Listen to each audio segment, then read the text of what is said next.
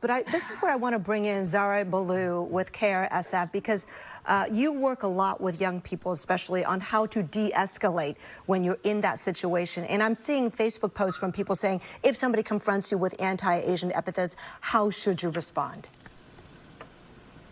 Yeah, thanks for that question. It's been, unfortunately, the lived experience of so many in our community to either be targeted directly for hate or be mistaken for someone that someone else was targeting for hate.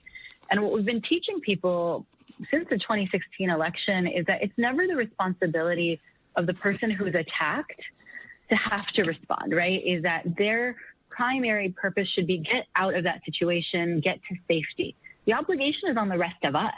If I see it at a grocery store, if I see it at a parking lot, if I see it on public transit, I need to intervene and do something to protect my brother or sister in the community and say, if I were there when this happened to Kyle, right? Like, what can I do as an observer to, go from observer to upstander and protect Kyle?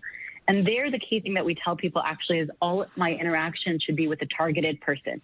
We don't call them a victim. We want to give them the agency to decide what happens in that situation. So if I were with Kyle, I would have said, Kyle, what can I do to help you? Kyle, let me get to your car. Let me help you get to your car safely. I actually don't want to engage the attacker because that escalates the situation. Then they're yelling at me. Then they feel the need to make it a bigger thing, right? I'm going to take this steam entirely out of them by saying, Kyle, what can I do to help you? Engaging Kyle, ignoring the attacker, and de-escalating as soon as possible. We all want to be sarcastic. We want to be snarky. We want to fight back.